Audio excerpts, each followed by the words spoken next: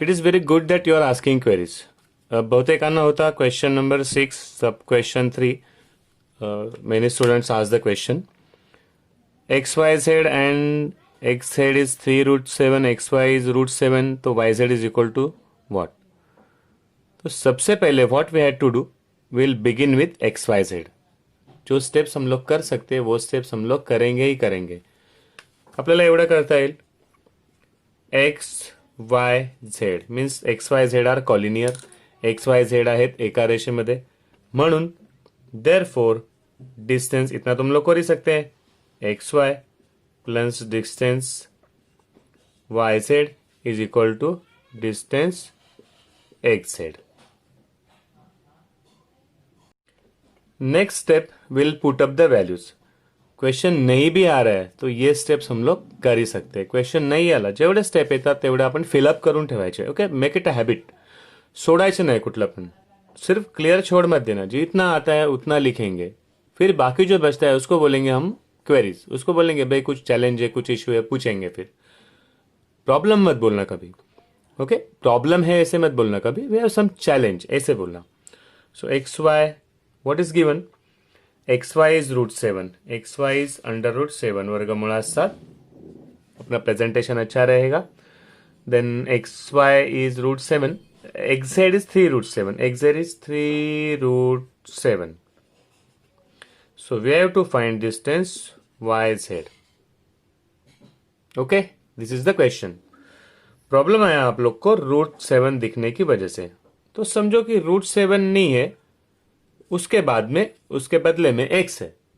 तो ये कैसे दिखेगा.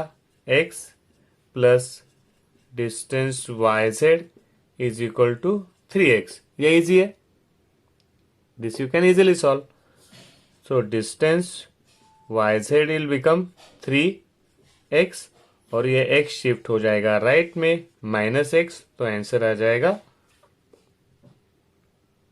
2x. करेक्ट. तो 2x है, जहां पे भी x है उसके बदले में मैं रख देता हूं root 7. Is it easy now. आ गया समझ में.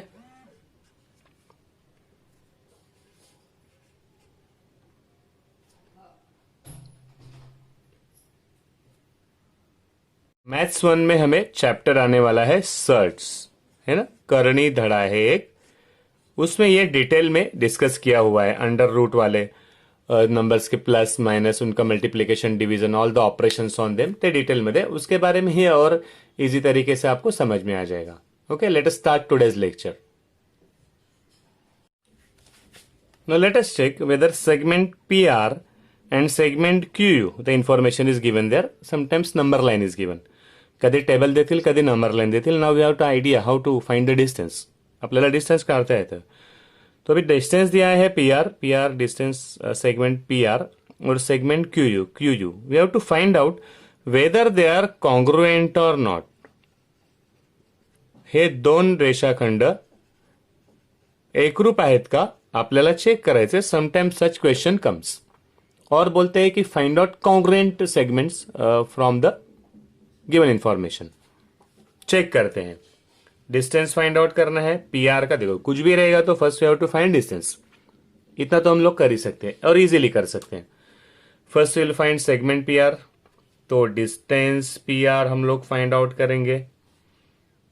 PR देखो this thing you have to follow the school. शाळेत सांगणार आहे तसं लिहायचं आहे. मी सांगितलं तुम्हाला लोकांना.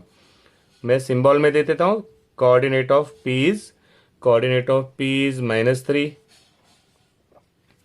Coordinate of R is 13. Method सबको पता है, सबने सॉल्व भी किया था अच्छी तरह से. तो डिस्टेंस PR क्या आ गया.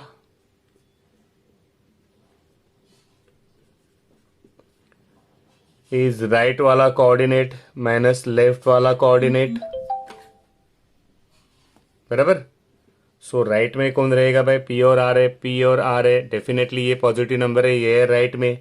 तो हो जाएगा 13 माइनस, बराबर ना, -3 तो उसके बाद में हो जाएगा 13 प्लस 3,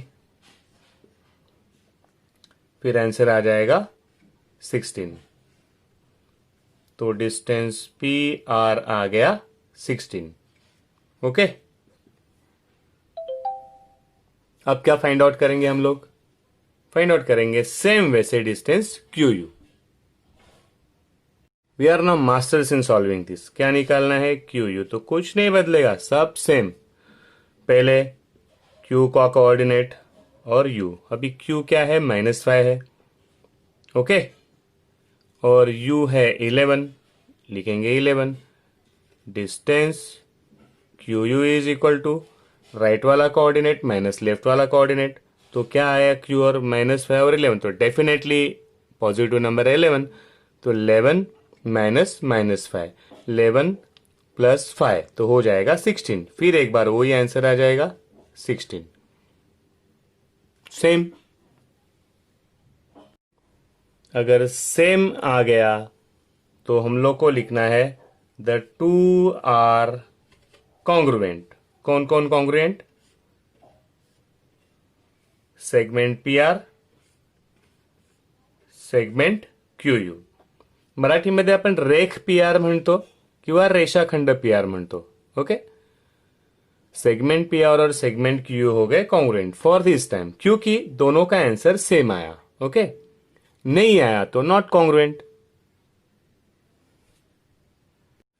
पॉज द वीडियो थांबवा, रिवर्स जाओ, सॉल्व करने की कोशिश करो फिल इन द ब्लैंक्स करके.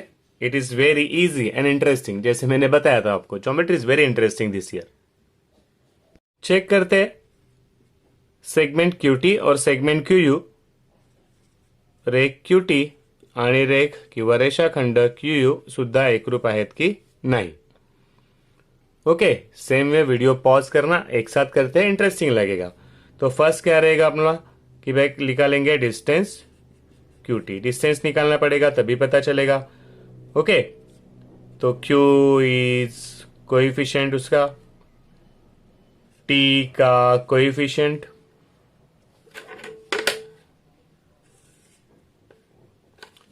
After that distance Q T is equal to right वाला कोऑर्डिनेट माइनस लेफ्ट वाला कोऑर्डिनेट, जो भी वैल्यूज रहेंगे. मायनस मायनस आहे तो एक स्टेप एक्स्ट्रा जाती है ना, साइन चेंज करायला एक स्टेप एक्स्ट्रा जाते. ह्याचा आन्सर आला. हे असणार आपलं statement 1. Okay, same way QT झाला की we'll find Q U. Coordinates distance right वाला माइनस लेफ्ट वाला, डिस्टेंस काढायचा. If the distances are same the segments are congruent. So अगर सेम आता है तो लिख दो कि segment Q T and segment Q U are congruent. अगर नहीं आता है तो लिखो नहीं है.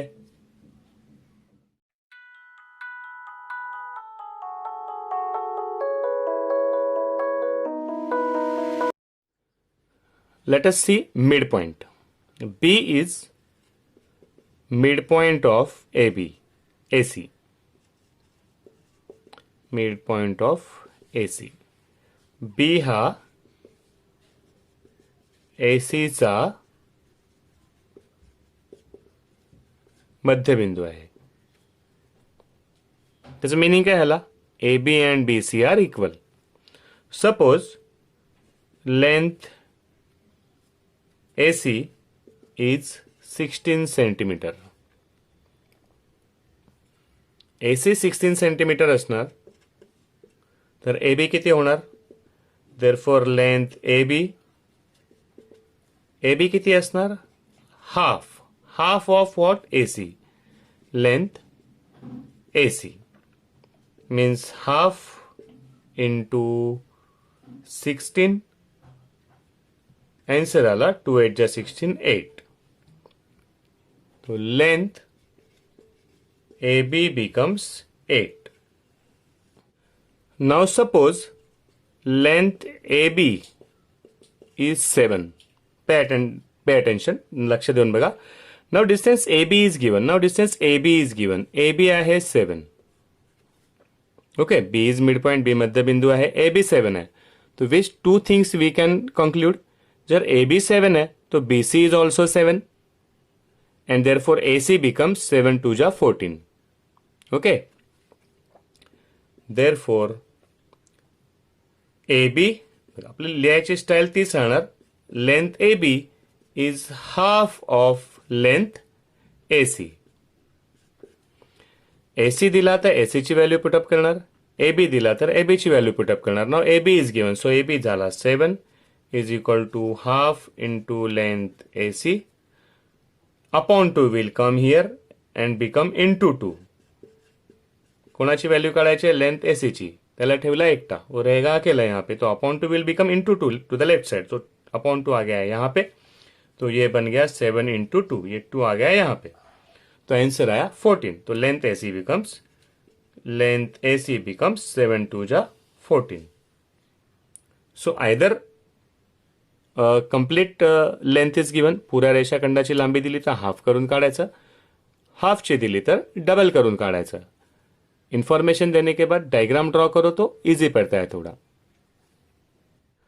M is mid point of A B. Now diagram is not given. आता डायग्राम नाही दिलं, इन्फॉर्मेशन दिले, आपल्याला आन्सर काढायचं आहे. M is mid point of A B. M हा ए बीचा मध्यबिंदू आहे. A M is given 5.3. B M we have to find out, A B we have to find out. तर मिड पॉइंट कुठे आला? If 16 taken, mid point comes at 8. काही पण distance घ्या तुम्ही लोक, which are suitable to you. M is mid point, M is mid point of A B. So this is A and this is B. हे बघायच्या आधी first we'll try by काय दिले बघूया. M is given 5.3, distance M is given 5.3. तो definitely M 5.3 आहे, तर M B पण झाला 5.3 आणि ए बी झाला त्याच्या into 2 double. Okay, answer start. M is mid point of A B.